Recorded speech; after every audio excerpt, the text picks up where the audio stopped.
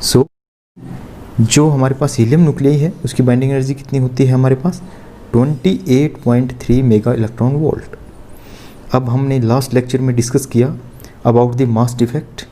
ये हमारे पास कौन सा है, अलग अलग न्यूक्लियॉन्स का मास। ये अलग अलग देखो हमारे पास प्रोटॉन प्रोटॉन, न्यूट्रॉन न्यूट्रॉन। ये हमारे पास है कंप्लीट हीलियम जो एटम है उसका मास। इन दोनों को मास से हमने सब्ट्रैक्ट किया तो हमारे पास क्या निकल के आया 0.0304 U, which is known as mass defect, जो हमारे पास बहुत इंपॉर्टेंट है, जिसको हमने बोला mass defect. So very important term, this is डेलम। अच्छा 1 U हमारे पास क्या होती है 931.5 मेगा इलेक्ट्रॉन वोल्ट। अब यहाँ से स्टूडेंट्स हमने कैलकुलेट किया तो हमारे पास बाइंडिंग एनर्जी आई थी। तो बाइंडिंग एनर्जी हमारे पास क्या निकल के आई है, binding energy of helium equal to 28.3 mega electron volt.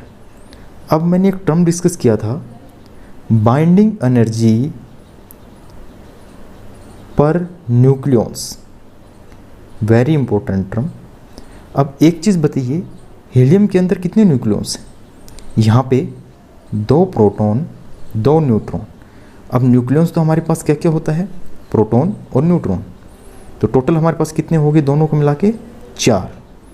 तो हमारे पास यहाँ पे बाइंडिंग एनर्जी पर न्यूक्लियॉन्स, अगर ऐसे मैं लिखूँ इसको तो कितना आ जाएगा 28.3। यहाँ से देखिए, सो 28.3, नेक्स्ट लाइन देखिए, mega electron volt divide by 4। क्योंकि न्यूक्लियॉन्स कितने हैं ये वेरी इंपॉर्टेंट है, इस चीज़ को समझें। ये न्यूक्लियॉन्स हमारे पास है 4, क्योंकि 2 प्रोटॉन 2 न्यूट्रॉन, टोटल कितने हो गए 4। This is very very important things.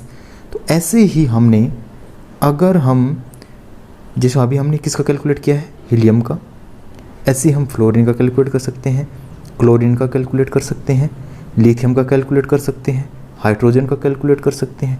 तो ये सभी डिफरेंट एलिमेंट्स के हमने कैलकुलेट किए बाइंडिंग एनर्जी पर न्यूक्लियॉन्स, और इस पे हमने क्या लिया न्यूक्लियॉन्स का मास नंबर। देखो ये वेरी वेरी इंपॉर्टेंट जो है ये वाला बाइंडिंग एनर्जी पर न्यूक्लियॉन्स।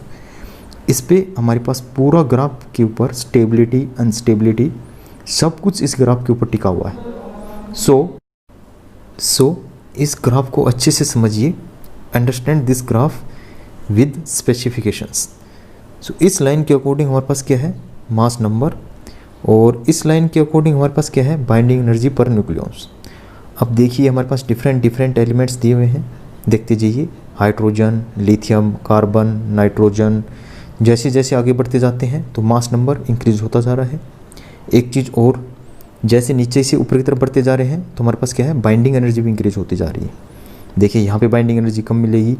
अब जैसे जैसे बढ़ते जा रहे हैं ऊपर की तरफ तो सबसे मैक्सिमम बाइंडिंग एनर्जी कहाँ दिख रही है आपको, यहाँ पे जो आयरन है उसकी मैक्सिमम बाइंडिंग एनर्जी। सो जैसे कि हम पढ़ चुके हैं, अब नई स्लाइड से देखिए एक बार आप कि ये मेरे पास है सपोज करो हीलियम, इसको मैंने कुछ एनर्जी दी, ये एनर्जी दी मैंने इसको, और ये कन्वर्ट हो गया 2 प्रोटॉन 2 न्यूट्रॉन।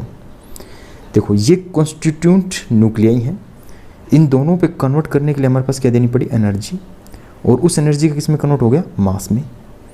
तो हमारे पास ये दोनों अलग अलग, देखो ये दोनों, ये एक अलग ये अलग। तो हमारे पास ये वाले अगर हमारे पास स्टेबल हैं तो स्टेबल के लिए क्या करना पड़ेगा, हमें लार्ज एनर्जी देनी पड़ेगी, और अगर ये अनस्टेबल है तो हमारे पास क्या देनी पड़ेगी स्मॉल एनर्जी में अपने आप ब्रेकअप हो जाएगा। तो ये भी एक इम्पोर्टेंट टॉपिक है जो आपको समझिए। पहले एक बार यहाँ से देखिए कि जिस तरीके से हम हीलियम न्यूक्लियाई का बाइंडिंग एनर्जी कैलकुलेट होगी, ऐसे ही हम किसका कैलकुलेट कर सकते हैं, हीलियम के साथ साथ में क्लोरीन का कर सकते हैं हम यहाँ पे, ठीक है, लिथियम कर सकते हैं, हम सभी एलिमेंट्स का कर सकते हैं। तो इन सभी एलिमेंट्स की हमने बाइंडिंग एनर्जी कैलकुलेट की, उसको हमने क्या किया ग्राफ पे प्लॉट किया है। ये देखो ग्राफ पे प्लॉट कर दिया सबकी बाइंडिंग एनर्जी। अब यहाँ से कुछ कंक्लूजन निकल के आते हैं, उनके बारे में मैं डिस्कस करता हूँ। तो फर्स्ट देखिए इसके अंदर क्या है जो हमारे पास कंक्लूजन है। जैसे जैसे हम nuclei with larger binding energy पर न्यूक्लियॉन्स आर मोस्ट स्टेबल, जिसकी बाइंडिंग एनर्जी पर न्यूक्लियॉन ज़्यादा है वो सबसे ज़्यादा स्टेबल है।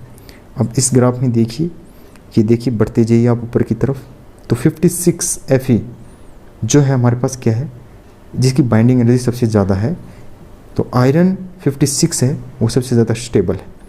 स्टेबिलिटी की एक डेफिनेशन और पड़ी है, अगर मेरे पास न्यूट्रॉन इक्वल टू प्रोटॉन, जैसे Fe 56, तो हमारे पास यहाँ पे कितने कितने होंगे, 28 प्रोटॉन 28 न्यूट्रॉन।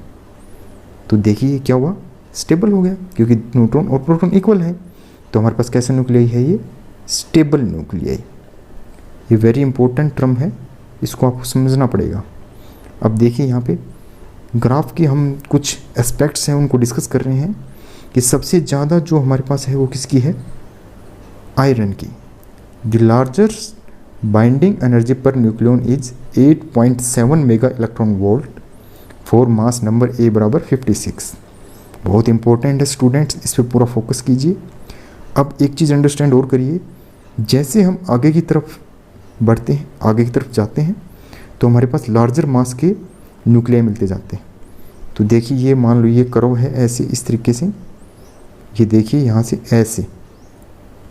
तो जैसे हम आगे की तरफ बढ़ते जाते हैं इधर हैवी न्यूक्लियाई की तरफ, ये यूरेनियम है 238, तो इसमें जो नंबर ऑफ प्रोटॉन है वो not equal to number of neutron. जो न्यूट्रॉन है वो not equal to number of proton. अगर ये दोनों बराबर नहीं होंगे तो हमारे पास न्यूक्लियाई क्या रहेगा, अनस्टेबल रहेगा। तो एक चीज़ और अंडरस्टैंड करने की है यहाँ पे कि beyond bismuth 209 nuclei are unstable.